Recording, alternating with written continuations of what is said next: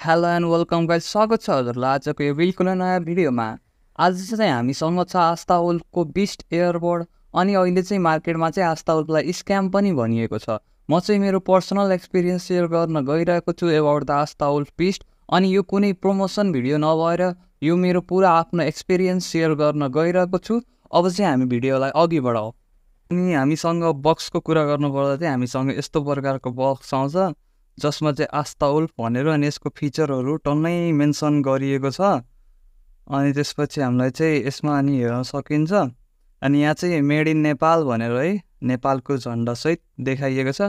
यसको कन्टेन्टको कुरा गर्नु पर्दाखेरि अफकोर्स यहाँ चाहिँ इयरबड्सै भनेको के अरे, जसलाई चाहिँ मैले टेस्ट गरिरहेको थिएँ, त्यही भएर यसलाई मैले निकालेर राखेको थिएँ। यसलाई चाहिँ हाम्रो साइडमा राखौँ। यसको कन्टेन्टको कुरा गर्नुपर्दा एउटा चाहिँ हाम्रोसँग टाइप सी, जसलाई चाहिँ हामीले चार्ज गर्नुलाई यो भइहाल्यो कि। अनि यो चाहिँ मेरो बिल भयो। अनि यसको सबभन्दा राम्रो चिज चाहिँ यो वारेन्टी कार्ड चाहिँ एकदम बलियो रहेछ। अनि यो चाहिँ यिनीहरू फाल्तु चिज भइहाल्यो। यो चाहिँ उहाँहरूको के छ भनेर चाहिँ आइटमहरू, यो चाहिँ युजर म्यानुअल भयो। यो चाहिँ हजुरले पढ्न सक्नुहुन्छ। यहाँ अपरेसनको लागि यो चाहिँ अलिकति चाहिने चिजै रहेछ। कसरी के गर्ने भनेर, गेमिङ मोडमा कसरी लाने, एएनसीमा कसरी लाने भन्ने कुराको लागि यो चाहिँ पढ्नु होला। बक्स प्याकेजिङ चाहिँ एकदमै राम्रै छ भन्नु पऱ्यो। अनि त्यसपछि यसको चाहिँ हामीले यसरी हेरिन्छ नि, यहाँ चाहिँ यसरी खोल्ने टाइपको पनि रहेछ, तर यसको चाहिँ खास युज चाहिँ मैले देखेन। यसरी खोलेर चाहिँ यो चाहिँ अलिकति हेर्दाखेरि इन्ट्रेस्टिङ मात्रै भयो, तर खासै युजको चाहिँ मैले मानेन। अनि इयरबड्सको कुरा गर्नुपर्छ, मैले चाहिँ यसरी यसलाई चाहिँ पाउच पनि दिएको थियो सेफ गर्नको लागि। अनि इयरबड्स हेर्नुपर्दा हामीसँग यस्तो प्रकारको इयरबड्स रहेको छ, जसमा चाहिँ यसरी यो एलइडीहरू दिएको छ। एलइडीले के जनाउँछ भन्दाखेरि चार्ज यसमा कति छ भन्ने कुरा जनाउँछ। अनि यसको अनि त्यसपछि बिल्ड क्वालिटीको कुरा गर्दा यसलाई चाहिँ साइडमा राखिदिउँ। यो फरवर्ड खस्यो, यसलाई चाहिँ साइडमा राखिदिउँ। यसको बक्सलाई यहीँ राख्यौँ। अनि यसलाई चाहिँ हेर्नुपर्दा हामीसँग चाहिँ यो वुल्फको चाहिँ प्याकेजिङ चाहिँ त्यति चाहिँ राम्रो चाहिँ छैन, ठिकै छ भन्नु पऱ्यो। यसको प्राइस रेन्ज अनुसार जुन चाहिँ यसलाई 4000 क्लेम गरिएको छ। यसको यसरी हेर्न सकिन्छ, यहाँ बत्ती पनि बलिरहेको छ, देखिएको छ कि नै क्यामेरामा भन्ने हो।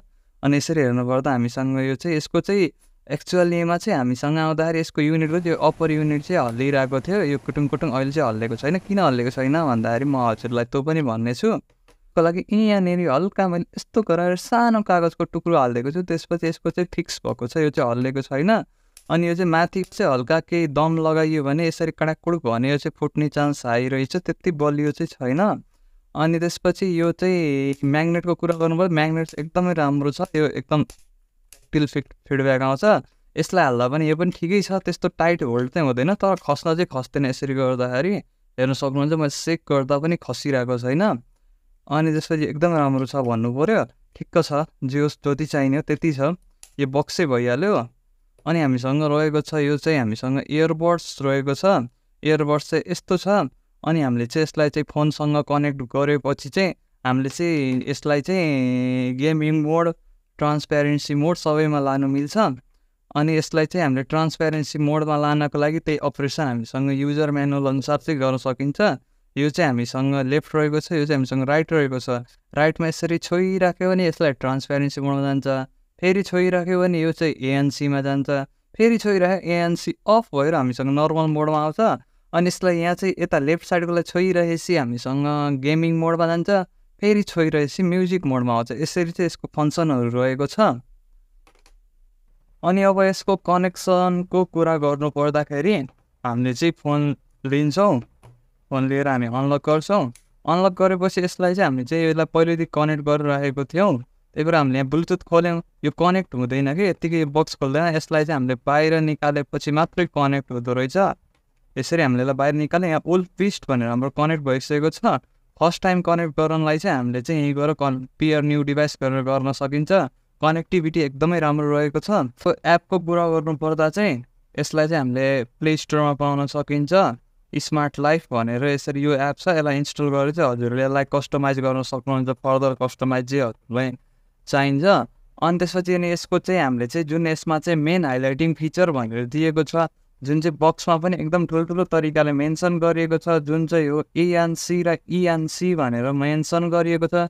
एएनसी 30 dB को एएनसी भन्नुभएको छ यहाँ चाहिँ, तर चाहिँ यसमा 30 dB को हो जस्तो लागेन। किन भन्दाखेरि यसमा प्रोडक्ट स्पेसिफिकेसनमा हामीले राम्रोसँग यसलाई हेर्नुपर्दा चाहिँ यसमा चाहिँ हाम्रो चाहिँ उसमा पनि दराजमा पनि 25 DB भनेर मेन्सन गर्नुभएको थियो, तर बक्समा चाहिँ 30 DB लेख्नुभएको छ। बक्स चाहिँ एबाउट 25 DB चाहिँ फिल चाहिँ हुन्छ यसको ANC चाहिँ राम्रै छ भन्नु पऱ्यो। तर ट्रान्सप्यारेन्सी मोड चाहिँ नामको मात्र रहेको छ, ट्रान्सप्यारेन्सी मोड चाहिँ कामै छैन। अनि गेमिङ मोडको कुरा गर्नुपर्दा यसमा चाहिँ 40 ms को लेटेन्सी भनेर जुन चाहिँ क्लेम गरिएको छ त्यो लेटेन्सी चाहिँ राम्रै हो जस्तो लाग्छ। 40 नै नभए तापनि 50 चाहिँ छ यसमा। गेम खेल्दाखेरि त्यस्तो लेट फिल हुँदैन, म चाहिँ गेम खेलिरहेको छु त्यही भएर यसमा चाहिँ गेम खेल्दाखेरि एकदमै राम्रो साउन्ड छ, 40 स्टेप राम्रो सुनिन्छ। तर सुरुमा चाहिँ यसलाई हामीले एडजस्ट गर्नु टाइम लाग्छ, किन भन्दाखेरि यसमा चाहिँ गन साउन्डहरू हुन्छ, हल्का बेस यसमा बढी भएको हुनाले। जस्तो M4 को साउन्डहरू छ भने साउन्ड आउँदाखेरि अलिक डङ डङ डङ डङ टाइपको आउँछ, गन छुट्याउन चाहिँ गाह्रो हुन्छ सुरुमा। AK M4 हाम्रो DP एउटै जस्तो सुनिन्छ, तर खेल्दै पछि आफै छुट्टिन थाल्छ, त्यो चाहिँ केही कुरा भएन। अनि यसको ब्याट्री ब्याकअपको कुरा गर्नुपर्दा चाहिँ ब्याट्री ब्याकअप चाहिँ एकदमै ठिक छ यसमा। हाम्रो फोनको चार्ज बरु 2-3 जोडी भइएला, यसको चार्ज चाहिँ भइँदै नभइँदो रहेछ। म चाहिँ खेलिरहेको छु यसमा एकदम राम्रोसँग। अनि यसमा चाहिँ खासै एपको चाहिँ छ, एपको चाहिँ खासै जरुरत पर्दैन, सब फिचर टच कन्ट्रोलबाट हुने भएको हुनाले त्यही पनि चाहियो भने हजुरले एप युज गर्न सक्नुहुन्छ। अनि म्युजिकको कुरा गर्नुपर्दा चाहिँ म्युजिक सुन्नेहरूको लागि यो चाहिँ ठिकै होला। जस्तो बेस सुन्नेको लागि चाहिँ प्राइस रेन्ज अनुसार एकदमै राम्रो छ। बेस त सस्तो खाले बेस चाहिँ छैन यसमा, एकदमै राम्रो खाले डुक टाइपको छ। अनि चाहिँ मिड्सहरू हुन्छ जुन चाहिँ हाम्रो चाहिँ सानो ब्याकग्राउन्डमा बजेको हुन्छ टुङ टुङ ट्याङ ट्याङ टाइपको, त्यो चाहिँ त्यति राम्रो सुनिँदैन मिड्सहरू। अनि भोकल पनि ठिकै छ, किनभने यसले चाहिँ बेस प्रायोरिटी गर्ने रहेछ, बेस मन पराउनेको लागि त एकदमै राम्रो भयो। तर एकदम नर्मल म्युजिकको लागि पनि ठिकै छ भन्नु पऱ्यो, किनभने सानो साउन्ड ठुलो साउन्ड सुन्नलाई सुनिन्छ, त्यही अलिकति बेस चाहिँ प्रायोरिटीमा दिएको छ यसमा चाहिँ। अनि त्यसपछि अब यसको हामीले फर्दर कुरा गर्नुपर्दा कन्क्लुजनको कुरामा जानुपर्दाखेरि यो इयरबड्स चाहिँ हामीले चाहिँ प्राइस रेन्ज अनुसार ठिकै छ, तर यसमा चाहिँ केही चिज फेक क्लेम गरिएको छ। जसरी चाहिँ हाम्रो चाहिँ युजर म्यानुअल मैले हजुरलाई चाहिँ यो फोटो खिचेर हालिदिनेछु फर्दर एडिटिङको टाइम। यसमा चाहिँ ANC को सपोर्ट भनिएको छ कि, जसरी हाम्रो वुल्फ बिस्ट भयो नि होइन, AAC को सपोर्ट भनेको छ, सरी AAC कोडेक छ भनेको छ। तर चाहिँ यसमा चाहिँ हामी यसरी जान्छौँ भने यसमा AAC कोडेक छैन। जुन चाहिँ मेरो स्यामसङ ग्यालेक्सी बड मसँग रहेको छ त्यसमा चाहिँ एकदम मजाले AAC को कोडेक भनेर सपोर्ट गरेको छ, AAC को कोडेक छैन। अरू केही कुरा चाहिँ उहाँहरूबाट चाहिँ मिस्टेक भएको छ प्रिन्टिङ गर्दाखेरि वा प्रोडक्ट स्पेसिफिकेसन उहाँहरूलाई राम्रोसँग थाहा नभएको हो कि राम्रोसँग ध्यान नदिनु भएको हो कि, यो कुरामा चाहिँ एकदमै ध्यान दिनु जरुरत छ। तर उहाँहरूको बाँकी रह्यो उहाँहरूको कस्टमर सर्भिस एकदम एक्सिलेन्ट भन्न चाहन्छु म चाहिँ, थम्सअपै दिन चाहन्छु। किन भन्दाखेरि मसँग पहिला आएकोमा चाहिँ एकदमै धेरै प्रब्लम भएको थियो। जस्तो मेरो चाहिँ लेफ्ट साइड चार्ज भइरहेको थिएन, लेफ्ट साइड आएको चाहिँ, अनि त्यो चाहिँ हल्का फुल्का ब्याकमा चाहिँ स्क्रैचहरू पनि थियो, म हजुरलाई फोटो हालिदिनेछु। अनि त्यसपछि त्यसलाई चाहिँ मैले चाहिँ उहाँहरूसँग कन्ट्याक्ट गरेँ, उहाँहरूले मलाई कल गर्नुभयो कहाँ पठाइदिने भन्न। मैले चाहिँ मेरो लोकेसन भइरह्यो भने, अनि मलाई चाहिँ जस्तो आज मैले 1 बजीतिर फोन गरेँ, मलाई भोलि 1 बजीतिर चाहिँ मेरो चाहिँ घरमै आएको थियो, डेलिभर भएको थियो। उहाँहरूको सर्भिस चाहिँ एकदमै राम्रो छ। अनि यो चाहिँ रह्यो प्रोडक्टको उहाँहरूको बारेमा, प्रोडक्ट स्पेसिफिकेसनको बारेमा उहाँहरूले चाहिँ अझै अध्ययन गर्ने भन्नुभएको छ। उहाँहरूको अफिसियल स्टेटमेन्ट पनि आइरहेको छ टिकटकमा चाहिँ मैले देखेको थिएँ, त्यो चाहिँ म हजुरहरूलाई हालिदिनेछु स्क्रिनमा, हजुरहरू पनि हेर्न सक्नुहुन्छ। नत्र भए आस्था उल्फको चाहिँ यो हाम्रो टिकटकमा गएर पनि हजुरहरूले हेर्न सक्नुहुन्छ। अब यति नै छ यसको चाहिँ रिभ्यूको बारेमा। यो लिन चाहनुहुन्छ भने मैले चाहिँ यसलाई चाहिँ मेरो बिल हजुरलाई म चाहिँ देखाउन चाहेँ, यो बिल हेर्न सक्नुहुन्छ। यो चाहिँ अफरको बेलामा आएको थियो 3936 तर चाहिँ मैले यसलाई पे गरेको कति हो भन्दाखेरि 3500 समथिङ मैले पे गरेको हो, कार्ड डिस्काउन्ट र त्यति बेला चाहिँ पेडे डिस्काउन्ट थियो। त्यति बेला चाहिँ मैले यसलाई अलिकति सस्तोमा पाएको थिएँ, 3500मा चाहिँ मैले यसलाई लिएको थिएँ। त 3500 को प्राइसलाई चाहिँ यसले एकदमै जस्टिफाई गर्छ। हजुरले आस्था उल्फ बिस्टमा चाहिँ जान सक्नुहुन्छ, गेम खेल्नेलाई त एकदम राम्रो भएको, ब्याट्री ब्याकअप चाहिनेलाई, ब्यास मन पराउनेलाई एकदम राम्रो भयो। मिड मन पराउनेलाई चाहिँ म चाहिँ मिडको लागि चाहिँ मिड अलिक बढी म्युजिक सुन्नेको लागि चाहिँ OnePlus बडको चाहिँ 2R भन्ने भर्जन रिकमेन्ड गर्दछु। हजुरले यसलाई दराजमा चेकआउट गर्न सक्नुहुन्छ, यसको रिभ्यूहरू पनि हेर्न सक्नुहुन्छ।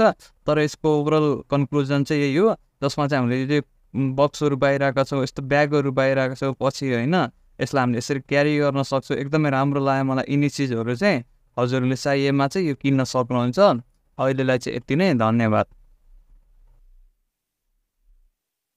इयरबड्सलाई यत्तिकै हाम्रो डिफल्ट मोडमा युज गर्नुभन्दा हामी चाहिँ यसको स्मार्ट लाइफमा गएर हामी यसको स्मार्ट लाइफ एपमा जान्छौँ। यसरी हामीले कनेक्ट गरेको छौँ ओल्ड बिस्टलाई। यसरी हामी गइसकेपछि यहाँ चाहिँ हामीले चाहिँ यो इक्वलाइजर साउन्ड इक्वलाइजर भन्ने छ। यसलाई चाहिँ डिफल्टमा भन्दा पनि रकमा राख्नु होला। रकमा राख्दा चाहिँ साउन्ड एकदमै राम्रो आउने गर्दछ।